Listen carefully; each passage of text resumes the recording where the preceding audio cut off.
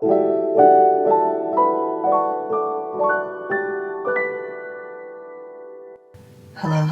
this is Xiaoying from server 37. Our beloved Taiping Gongzhu has finally arrived on the global server.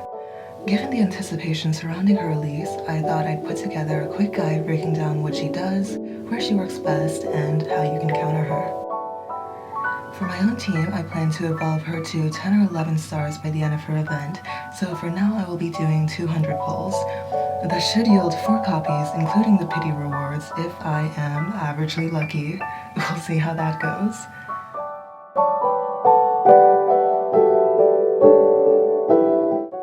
Before we begin, I'd like to remind everyone that Taiping isn't a must-have servant. If her design or playstyle doesn't appeal to you, you do not need to pull for her. One of my philosophies in life is the best routine is the one you're willing to do consistently. You don't need to push yourself to extreme lengths or sacrifice your own happiness to find success. Likewise, in the game, I firmly believe in building around the servants you love rather than chasing any particular meta. That said, if winning makes you happy, then Taiping is a compelling choice. She does, however, have strengths and limitations like any other servant, and simply appending her to your 5th slot won't guarantee victory. But that is where this guide comes in.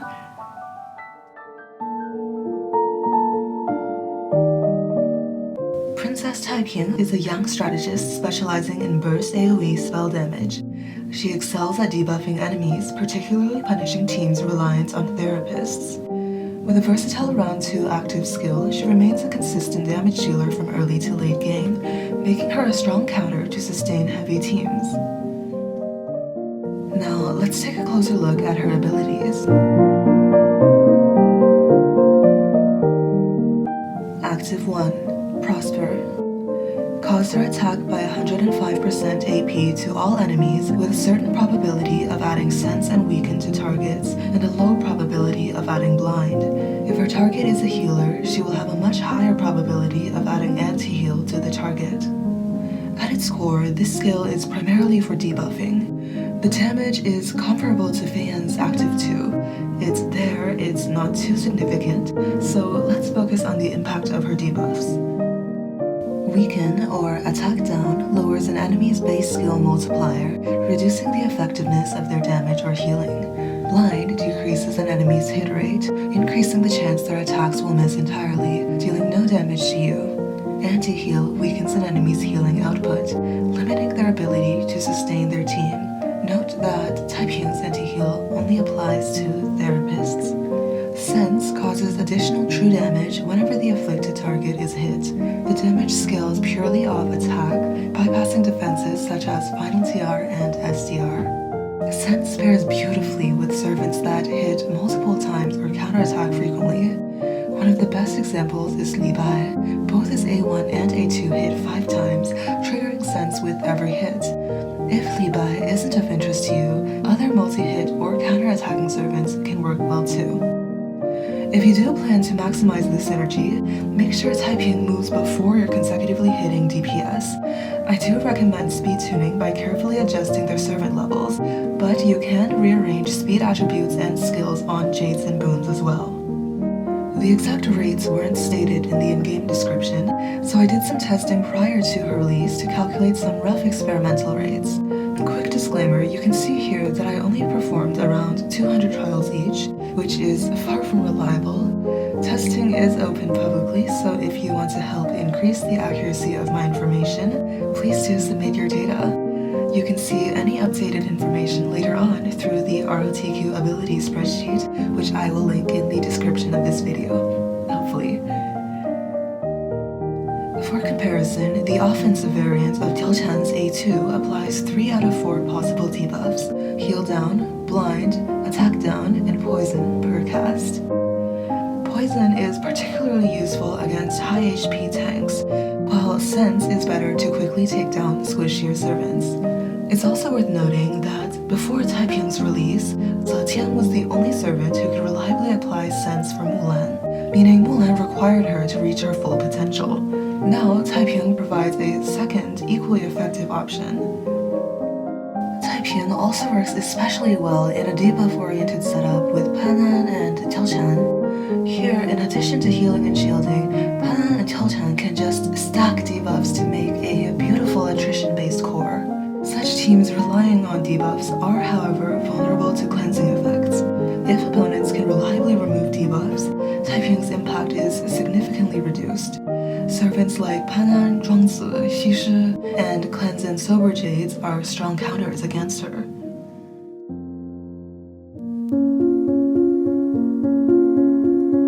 Active 2. Peace Bless. Cause her attack by 810% AP to all enemies that are shared by all her enemies. The fewer her enemies survive, the more damage each of them will have to suffer, but the damage on each of them doesn't exceed 400%. Numerically, this is a standard AoE nuke, but the magic is in the way it scales as the battle progresses. The damage dealt to any given enemy increases as more enemies fall, making her shine in mid to late game. It's a bit similar to Zhao Yun and Lan Ying's passive too, except you don't need to sacrifice your own units. The problem with those two is that it's quite difficult to properly execute death-based scaling. Taiping is more reliable in that she can contribute consistently throughout the battle. To capitalize on this scaling, you can consider pairing her with single-target executioners who can quickly eliminate squishy servants, priming the field for Taiping's burst. Look for servants with low HP or high attack targeting, as well as defense ignore, such as Li Bai and Mulan. On the other hand, since Taiping's power increases as enemies die, a notable way to counter her is to prevent or reverse early eliminations. Servants with revive mechanics like Da Qiao, Wei Zifu, and Lü Bu can slow or reset her scaling, and tanky teams with a focus on damage reduction and damage sharing can prevent Taiping's team from quickly killing off your weaker servants. Passive 1.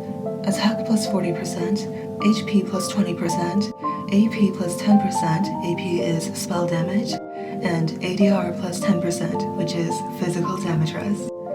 This makes warriors a little bit weaker against Taiping, but besides this, there isn't really anything notable. This is quite a standard DPS first passive, but it provides solid foundational attributes for Taiping. Passive 2.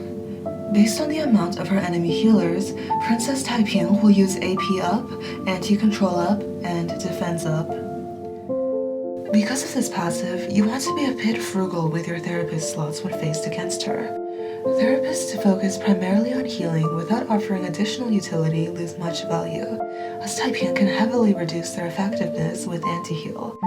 This turns pure healers like Shenzang into a bit of a deadweight, amplifying Taiping's power while providing only weakened healing to their own team. With this loss in sustain, you may want to shift towards damage mitigation or self-sustaining servants.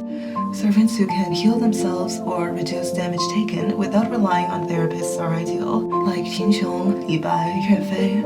As well, defensive builds can be useful, like the Horned Fox, Quimpung, and Azure Dragon Boons, or the Shield and Self-Heal Jades. By limiting reliance on traditional healing, you can prevent Taiping from gaining an excessive advantage with this passive.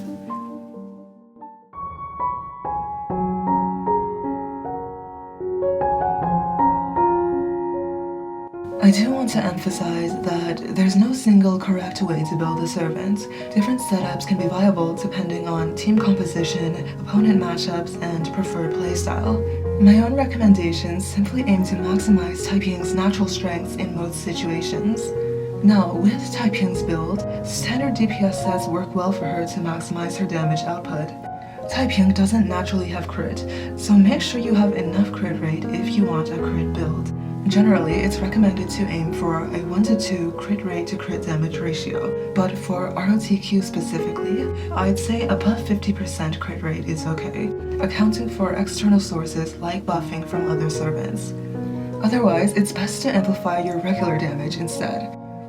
Aim for attack with final ED or crit rate as your Jade main attributes for raw damage, or speed and final ED if necessary for speed tuning. If you have Phoenix Jades or below, attack or speed is fine, again depending on your needs. For substats, look for offensive percent attributes, so final ED, crit damage, attack percent, and speed. Her kit doesn't necessarily require her to act quickly, but generally you want your team to act in succession as much as you can control, and it's almost always a bonus if you can act before your opponent. Your team may also need to act in a specific order to enable its full potential. For example, you might want your Taiping to apply debuffs before your other DPS acts, or your buffers to set Taiping up for her burst. For skills, I recommend double AP to improve her debuff reliability as well as damage output, crit to improve her damage consistency, break to shred enemy defense, and fluctuate for that extra damage. Other typical strategist shades like hit, wit, and greed can work nicely as well. For your boons, I suggest Nine-Tailed Fox for a full damage build, but if you find she's dying easily, use Horned Fox. Bottom left piece, you want EAP for your main attribute, or speed if you're running a fast team. Bottom right, crit rate or attack percent if you're not focusing on crit. For boon substats, the same with Jades. Final ED, crit damage, attack percent, speed. To recap, here is a summary of everything I mentioned. And this was all of my brainpower condensed into one video. If you have further questions pertaining to the new servant or array building in general, feel free to ping me on Discord at xy_z1 or send a message on the official server. We fortunately have many experienced strategists who will be happy to help as well. If you are pulling for Taiping, may Yar bless your pulls. And regardless, I hope you're having a wonderful day and an enjoyable experience in Revenge of the Queen so far.